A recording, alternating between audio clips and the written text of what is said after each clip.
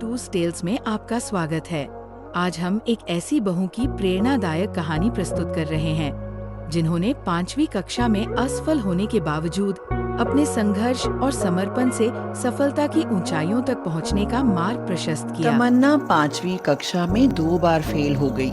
इस कारण उसके माँ बाप ने उसे आगे नहीं पढ़ाया और 18 साल की होते ही उसकी शादी करण से कर दी। लेकिन शादी के समय झूठ बोला कि तमन्ना ने 10वीं पास की है।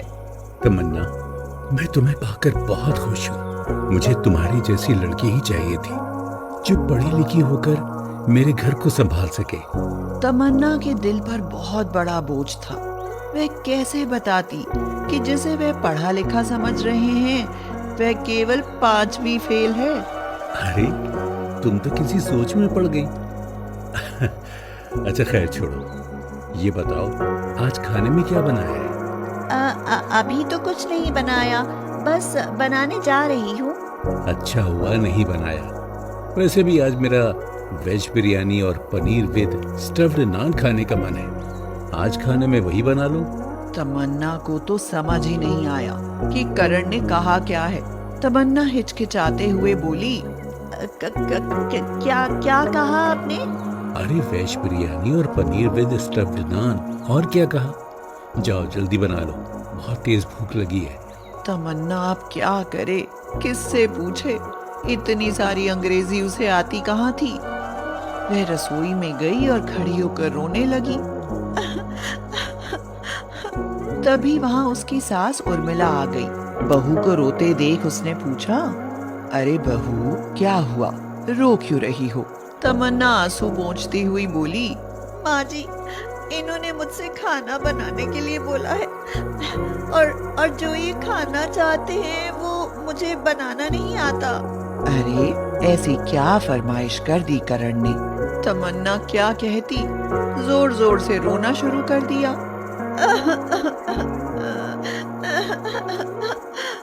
उसके रोने की आवाज सुनकर करण भी रसोई में आ गया। उर्मिला ने डांटते हुए उसे कहा, खबरदार करण, अगर मेरी बहू से कुछ उल्टा सीधा बनवाया तो। माँ, मैंने ऐसा क्या बनवा लिया? अरे मैंने तो सिर्फ वेज बिरयानी और पनीर विद स्टफ्ड नान के लिए कहा था। हाँ हाँ ठीक है, ये सब उसे बनाना नहीं आता। बेचारी गांव की है, भला वहाँ ये सब कहाँ बनता होगा। ठहर जा, मैं ही बना देती हूँ। बहू तुम चुप हो जाओ। उस दिन तो बात टल गई। कुछ दिनों बाद करण और तमन्ना बातें कर रहे थे। तमन्ना, मैं चाहता हूँ कि जब हमारे बच्चे हों तो मैं उन्हें खूब पढ़ाऊं, लिखाऊं और उन्हें बड़ा आदमी बनाऊं। ये जिम्मेदारी तुम्हारी रहेगी। जहाँ पढ़ाई लिखाई की बात आती, वहीं तमन्ना की तो सांस अटकने लगती। उसका मन किया कि वह करण को सब कुछ सच सच बता दे। वह बोली, सुनो जी, अगर मैं पढ़ी लिखी ना हूँ तो हो सकता है 5वीं फेल हो और झूठ बोलकर आपसे शादी की हो। What's a nonsense, तमन्ना। तमन्ना चौंक गई कि शायद फिर से करण ने कुछ खाने का नाम लिया है। वह जल्दी से उठी और बोली, मुझे ये बनाना नहीं आता, मैंने कभी बनाया भी नहीं है। माँ जी से पूछकर बनाकर लाती हूँ। Oh my God, are you mad, तमन्ना? अभी देखती हूँ रसोई में जाकर। करण ने उसका हाथ पकड़ते हुए कहा, क्या तुम्हें सचमुच समझ में नहीं आ रहा कि मैं क्या कह रहा हूँ? तमन्ना हिचकिचाते हुए बोली, समझ में तो आ रहा है पर मैंने ये कभी बनाया नहीं है। करण को समझ नहीं आया कि आखिर हो क्या रहा है। क्या तमन्ना सचमुच अनपढ़ तो नहीं? उसने कुछ सोचा और अपनी फाइल उठाकर लाया। उसने तमन्ना से कहा, तमन्ना, मुझे इस फाइल पर तुम्हारे सिग्नेचर चाहिए। अब तमन्ना के पास कोई रास्ता नहीं था। वह फूट फूट कर रोने लगी और बोली, मैं पढ़ी लिखी नहीं हूँ जी, मैं सचमुच 5वीं फेल हूँ। मुझे माफ कर दो, ये बात मैंने आप सबसे छिपाई। ये सुनकर करण के पैरों से जमीन खिसक गई। उसने खुद को बड़ी मुश्किल से संभाला और तमन्ना को खींचकर बाहर ले आया। और चिल्लाता हुआ बोला, माँ, पिताजी, बाहर आइए। अरे आपने इस अनपढ़ से मेरी शादी कर दी।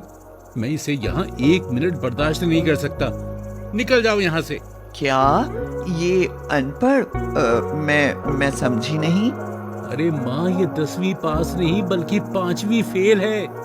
बेटा शांत रहो, शांत रहो, मुझे बात करने दो। बहू, क्या करण जो कह रहा है सही कह रहा है? तुम 10वीं तक नहीं पढ़ी? पिताजी, मैं 5वीं में 2 बार फेल हुई, इसीलिए मेरे बाबूजी ने समझाया था कि 5 और 5 10 होते हैं। और जब 5वीं में 2 बार फेल हुई तो मैं 10वीं पढ़ी हो गई। मुझे पहले इतनी समझ नहीं थी। मुझे माफ कर दो पिताजी। मैंने और मेरे परिवार ने आप सबसे झूठ बोला।